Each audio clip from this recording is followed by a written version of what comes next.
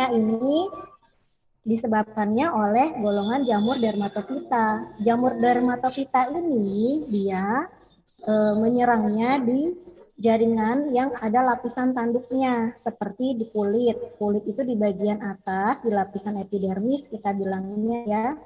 Lalu bisa juga menyerang ke kuku dan rambut gitu. Ya, ini kita bisa kena jamur ini dari mana nih, Dok? Ya, biasanya jamur ini terjadi karena adanya lingkungan yang lembab.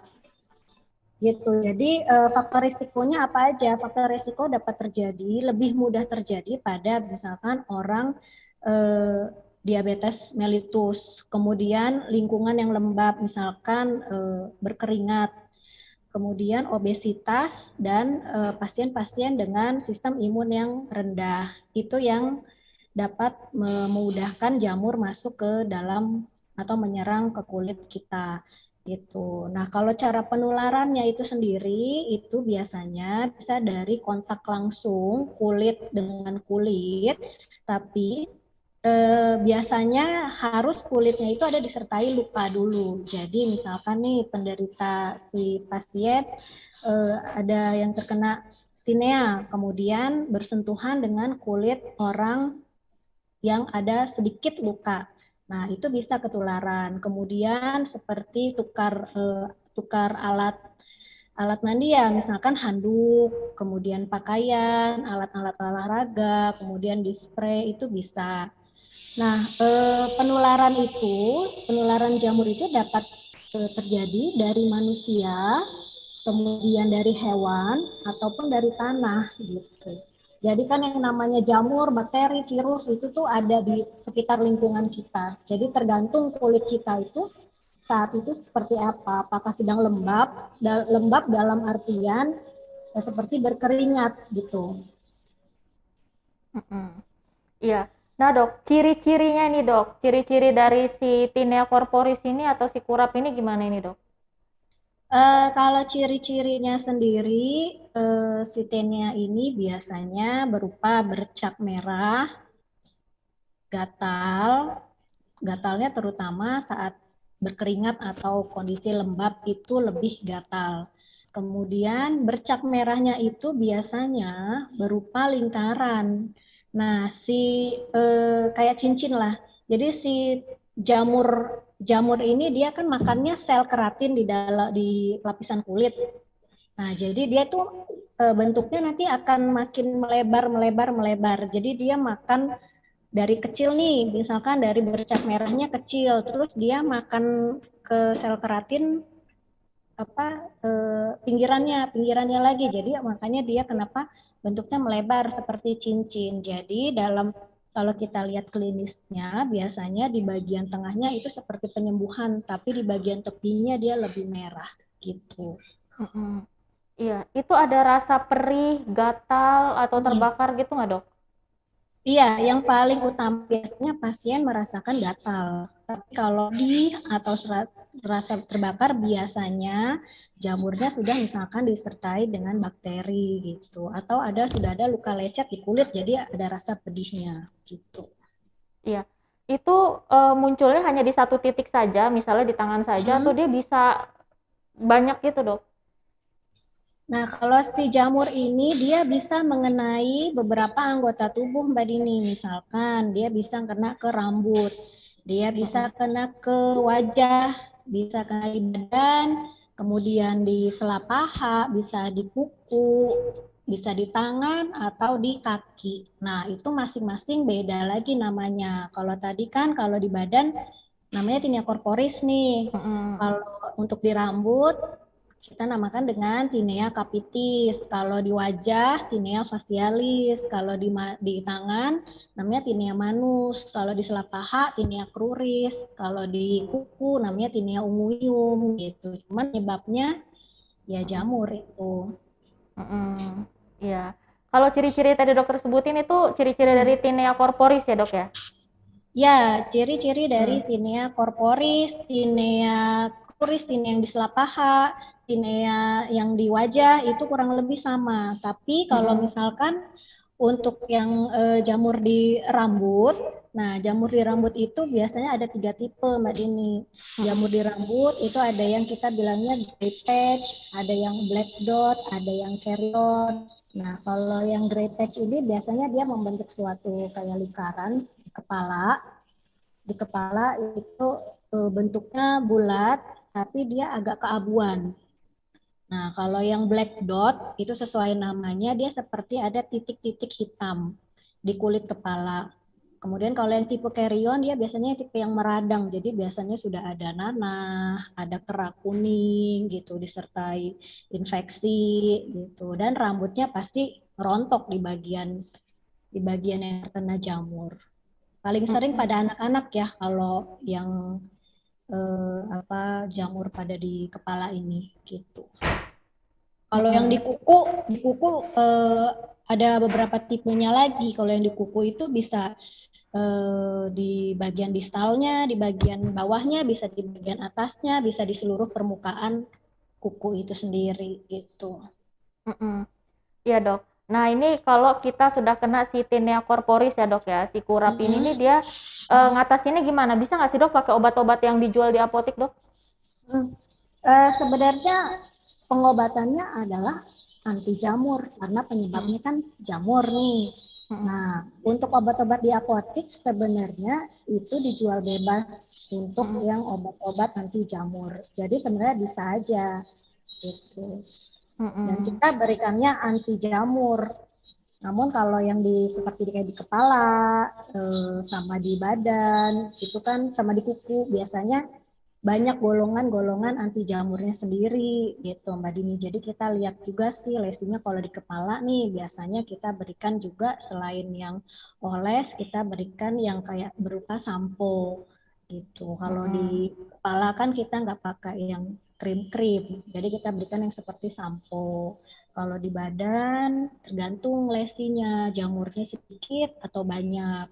Kalau banyak ya bisa diberikan sampo juga, salep juga, atau obat ditambah obat minum. Gitu. Jadi Mm-mm. tergantung ininya. Memang lebih baik konsultasi sih Mbak Dini karena kadang-kadang orang eh, self diagnosis ya. Jadi mendiagnosis sendiri, oh ini kayaknya jamur nih.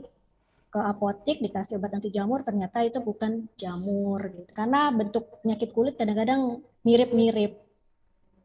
Oh gitu. Jadi dia sangkanya kurap, taunya bukan kurap ya dok ya? Iya, benar. Jadi nggak Heeh. sembuh malah makin lebar. Iya. Nah, tadi kan dokter kan sempat nyebutin kan ada tinea-tinea lain ya dok ya. Hmm. Heeh. Ya kecuali tinea yang di rambut itu ciri-cirinya hampir sama dok ya dengan yang kurap ini dok. Iya, jadi semua ciri-cirinya sih kurang lebih sama. Kayak di wajah juga Heeh. biasanya dia em, ada lingkarannya gitu Mbak Din. Atau dia makin melebar atau bentuknya kayak bunga gitu. Di badan Heeh. sama, terus di sela paha itu sih yang paling banyak kasusnya ya karena pakai pakaian ketat, celana ketat gitu lembab di daerah tersebut. Jadi dia ada di paha kanan sama kiri. Dan itu bentuknya khas sekali, pinggirannya dia lebih merah. Dan dia makin melebar-melebar kalau tidak diobatin gitu. Heeh. Iya. Nah, kalau tinea yang lain ini dok, itu penyebabnya apa Hmm. itu dok? Kalau penyebab tinea yang lain itu sama, jamur. Heeh. Iya. Sama aja. Cuman dia Jam. menyerangnya ke lokasinya yang berbeda gitu. Heeh. Iya. Jamurnya ada namanya nggak dok? Kalau tadi kurap kan ada namanya. Kalau tinea lain ini, hah? Kalau jamurnya ya ada, dia tuh kalau Heeh. di golongan dermatofit tadi ya seperti epidermopiton, microsporum, trichopiton, nah gitu. Jadi adalah beberapa nama-nama penyakit jamur, beberapa nama si spesies jamurnya itu. Heeh. Iya. Itu dapatnya dari mana itu dok? Apakah sama dengan si kurap itu dok? Sama saja dia dapatnya ya dari lingkungan. Dari lingkungan juga dok ya. Jadi ya kurap itu juga sama jamurnya itu aja ya seperti epidermopiton, microsporum, trichopiton. Nah untuk mengetahuinya kan kita bisa kayak kultur ya kultur jamur. Jadi Heeh. diambil kerokan kulitnya kita lihat ini jamurnya jamur apa gitu. Heeh. Iya. Kenapa sih dok kok orang mudah banget dok kena jamur? Apa gaya hidupnya Hmm. kurang bersih atau gimana dok? Iya, benar. Memang Heeh. kan ya tadi sempat saya bilang kalau yang namanya jamur, bakteri, virus itu kan memang ada di lingkungan kita nih, Mbak Dini. Heeh. Jadi tergantung daya tahan kulit kita sendiri. Nah, daya tahan kulit kita sendiri ini kalau misalkan rendah, biasanya dia bisa cenderung kering kulitnya atau justru cenderung lembab. Cenderung lembab misalkan berkeringat. Saat berkeringat ngapain aja? Misalkan olahraga nih atau enggak ya eh, dari pagi aktivitasnya sampai malam nggak ganti pakaian dalam misalkan seperti itu. Jadi ketat pakaian misalnya pakai celana jeans gitu dari pagi sampai malam atau sampai sore diganti. Nah, itu bisa menyebabkan kolonisasi jamur sendiri tumbuh di situ gitu. Mm-mm. Nah ini dok, ngomong-ngomong soal jeans kan banyak dok yang pakai jeans itu sampai berhari-hari nggak ganti-ganti itu dok ya. Itu penyebab juga Iya, dok ya. itu bisa menyebabkan juga salah satunya. Gitu. Iya. Jadi kalau misalkan kita ngerasa aktivitas kita agak panjang nih dari pagi sampai malam, kalau bisa sih bawa bawa ganti ya pakaian apa bawahannya gitu. Mm-mm. Iya.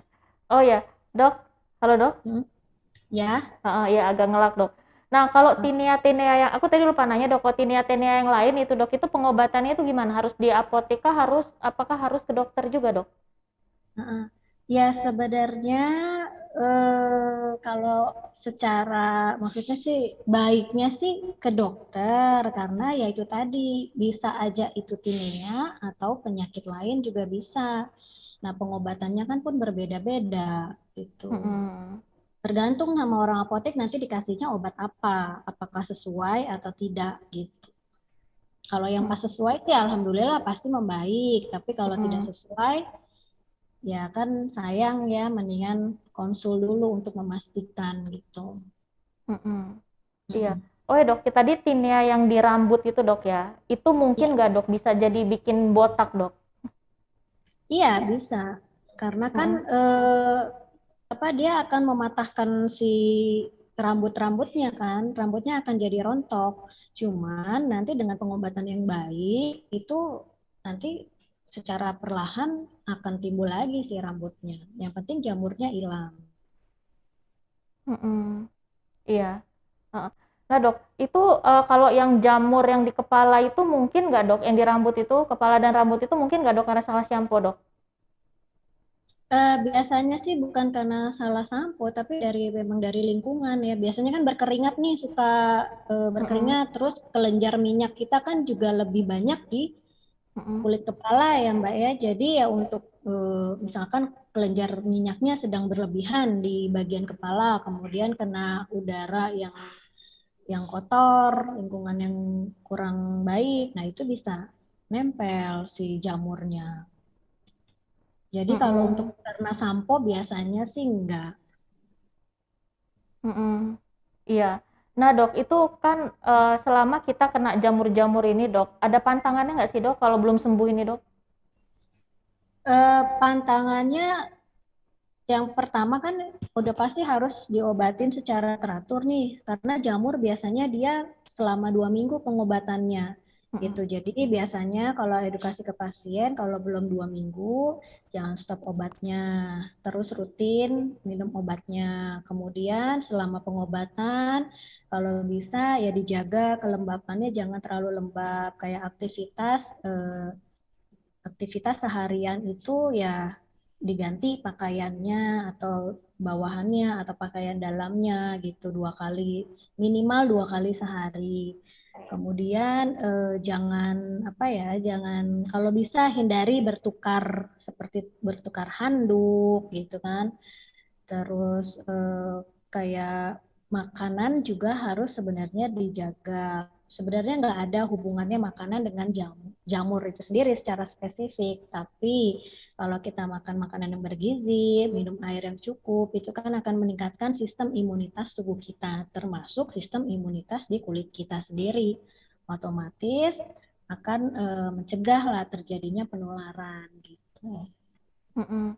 Oh ya dok, tapi kan apa sih, baju kan ini kan baju kan Hmm, dia menggesek kulit terus ya dok ya. iya. Ada nggak sih dok baju itu yang harus dipilih bahannya itu gimana gitu dok supaya dia tidak mengganggu si itu dok infeksi itu.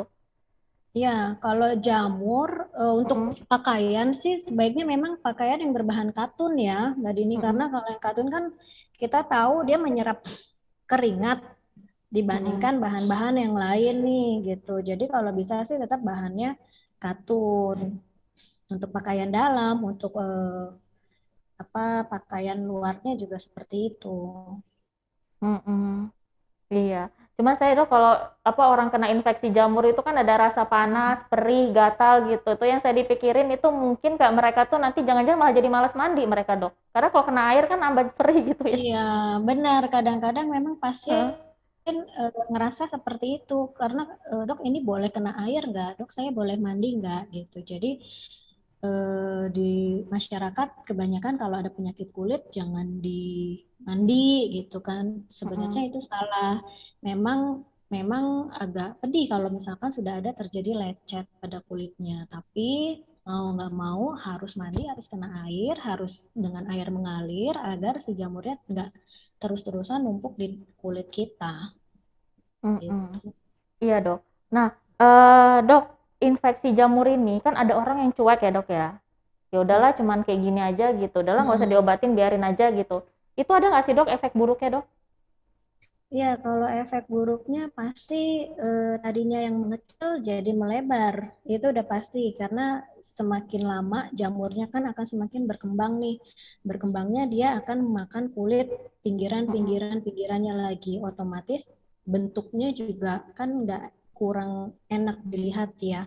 Pasti heeh, lama-lama akan merasa risih sendiri si pasien. Jadi biasanya memang sudah banyak, sudah lebar, sudah hampir satu badan baru ke dokter gitu. Sebenarnya dari awal emang udah harus konsultasi gitu ke dokter. Dan kalau misalkan dibiarkan juga, nanti kan lama-lama misalkan nih gesekan pakaian atau dia tetap keluar rumah dengan udara yang tidak baik, itu kan bisa timbul bakteri. Jadi terjadilah infeksi sekunder. Infeksi sekunder artinya ada bakteri lagi yang menghinggapi lagi di kulit. Jadi selain ada jamur, ada bakteri, nanti selain bercak merah, nanti ada nanah, nanti ada bengkak kulitnya gitu. Jadi pasti akan keluhannya lebih parah dibandingkan yang langsung diobatin.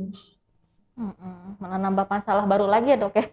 Iya benar. Jadi penyakitnya nambah bukan hanya jamur.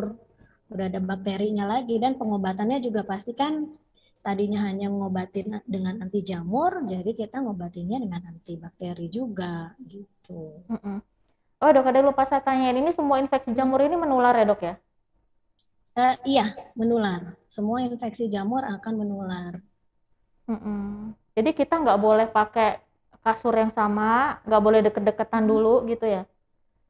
Ya, cuman ya itu tadi tergantung sama kondisi kulit si orang lainnya ini. Kalau misalkan apa kulitnya baik-baik aja, nggak ada luka, atau misalkan dia sistem imunnya bagus, bisa aja kok dia nggak tertular. Jadi nggak semua penyakit jamur ini pasti menularkan. Memang ini penyakit menular, tapi maksudnya tergantung daya tahan tubuh dan daya tahan kulit si yang orang yang calon yang tertular ini gitu. Mm-mm. Iya. Nah terakhir ini dok, gimana caranya supaya kita jauh-jauh nggak terinfeksi, biar nggak terinfeksi jamur ini dok? Mm-mm. Untuk pencegahannya maksudnya Mm-mm. ya. Mm-mm. Nah, untuk pencegahannya yang pertama, kalau bisa kulit kita jangan terlalu lembab atau bila berkeringat itu segera ganti pakaian. Kemudian gunakan pakaian yang longgar, tidak memakai pakaian yang ketat gitu ya. Kemudian mandi ya 2 kali sehari. Kemudian tidak bertukar pakaian atau handuk dengan orang lain karena kita nggak tahu kondisi kulit orang lainnya seperti apa. Nah, lalu bisa dengan ditambah makanan yang bergizi, minum air yang cukup untuk meningkatkan sistem imunitas tubuh kita sendiri. Nah, satu lagi kalau ada misalkan kita punya hewan peliharaan seperti kucing, anjing, itu baiknya sih diperiksakan rutin ke dokter hewan karena bisa kan penularannya tadi dibilang dari hewan ya, dari hewan peliharaan itu bisa menular. Iya. Oke Dokter Putri, terima kasih banyak ya Dok ya atas waktunya ya. Sama-sama, Mbak Dini. Iya. Terima kasih udah diundang di Iya, sampai ketemu lagi Dok. Jangan bosan ya Dok Infoku. ya. Insya Allah sehat-sehat terus ya Mbak Dini. Iya. Oke, Tribuners, tadi obrolan kita bareng Dokter Putri. Sampai jumpa lagi di Bincang Kesehatan berikutnya. Selamat sore.